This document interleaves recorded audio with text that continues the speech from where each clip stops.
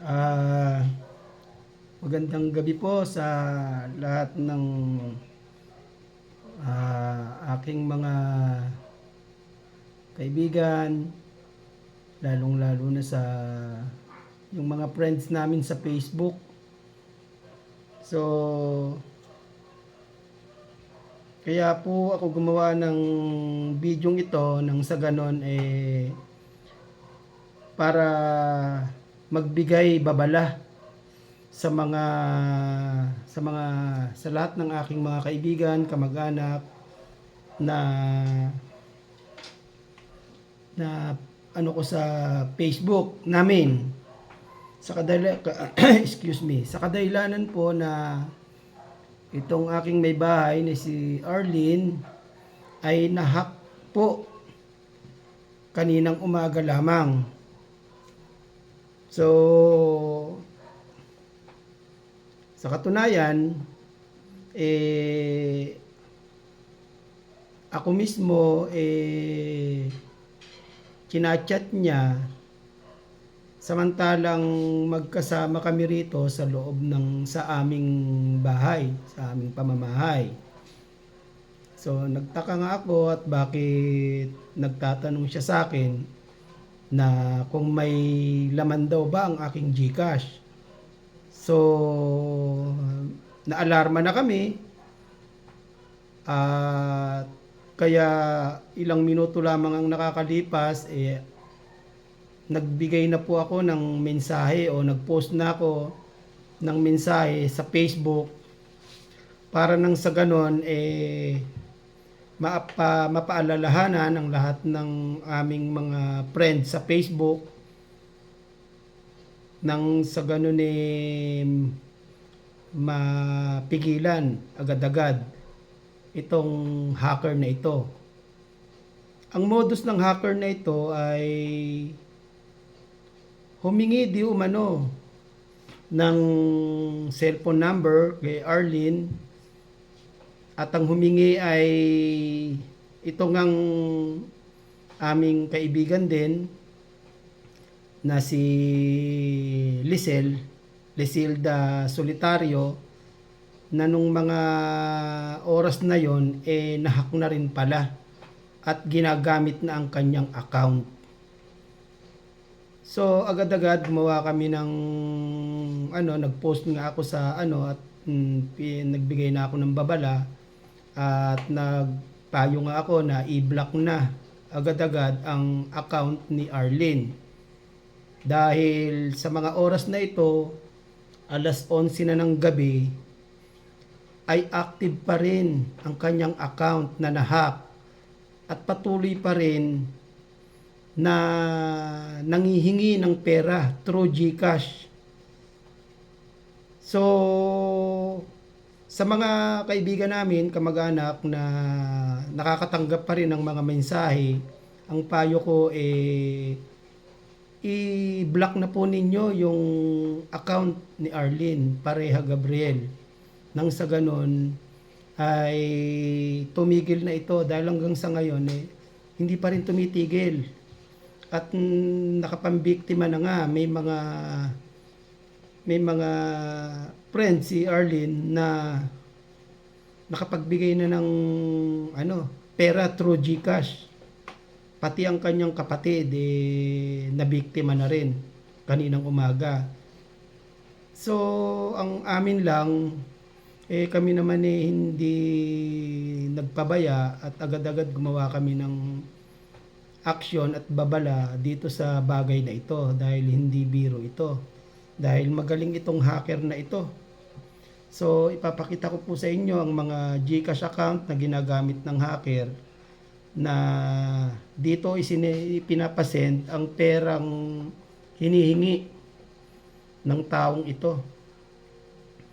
So teka po, titingnan ko rito ito po yung mga ginagamit niyang GCash account. Pakitingnan niyo po. Nakikita ba? Paki-check niyo po kung kilala niyo ang account na ito. Ito po yung GCash account na ginagamit niya na isa. Ayan po, pakitingnan niyo po.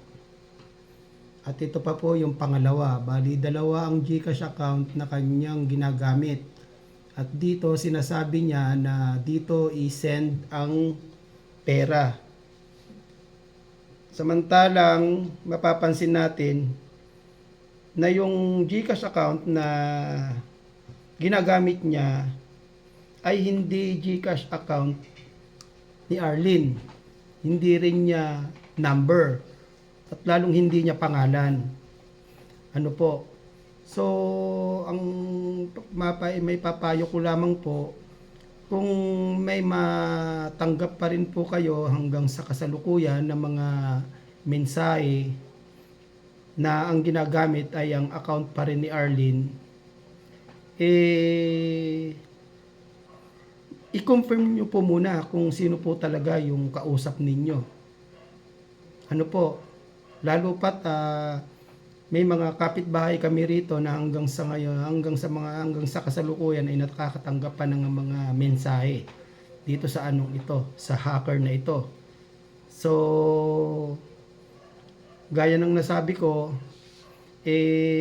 bago po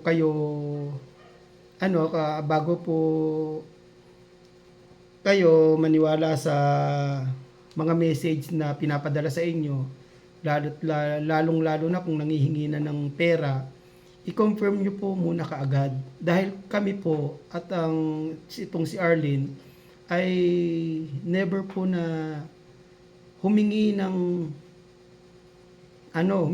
pera through GCash pa. Ano po, hindi po namin gawain ito, hindi po namin ginagawa ito. Unang-una, kung hihingi po kami ng tulong, kung emergency man, andito po ang aming mga pamilya, kamag-anak, na una naming tatakbuhan. Hindi po kami tatakbo sa mga kapitbahay namin or hindi namin hindi namin kamag-anak. Ano po, nalulungkot lang po ako sa mga nabiktima nitong hacker na ito. Nagtagumpay siya bagamat na limitahan na dahil lahat po ng friends namin sa Facebook, kamag-anak, amin na pong naabisuhan. So, humingi po ako ng pasensya sa mga nabiktima. Kami rin po biktima rito. Ano po? So, ano po ba ang proteksyon na makukuha natin sa gobyerno para mapigilan ang mga hacker na ito? Dahil ang SIM card po na ating ginagamit sa ngayon ay naka-registered na sa NTC. Ano po, NTC kung di ako nagkakamali. Bago po natin magamit ang ating SIM card, naka-registered. Ano po ba ang proteksyon na ating makukuha sa gobyerno para maprotektahan po tayo? Dahil hindi po kumbaga seryosong bagay po ito. Dahil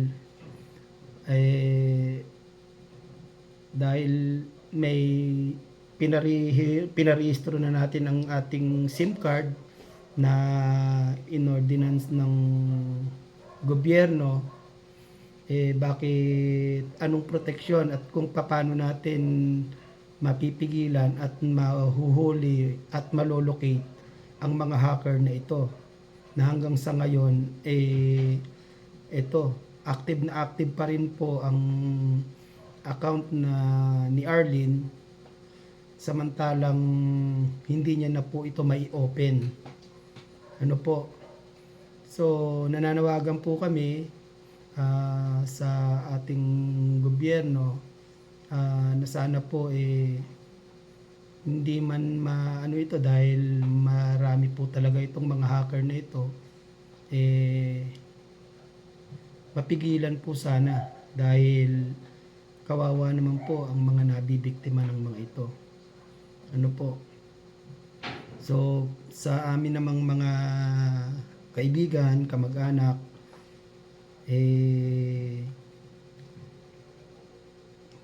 ang payo ko lang po, dobling ingat po. sa mga mensaheng ating natatanggap. Kung nagdududa na kayo, andyan naman po ako, pwede nyo po kaming kontakin agad-agad kung kayo po ay nagdududa na sa mensaheng inyong natanggap, lalo pat nanghihingi ng pera through GCash, ikumpirma po muna natin kung ang kausap ninyo ay kami o ako. Ano po?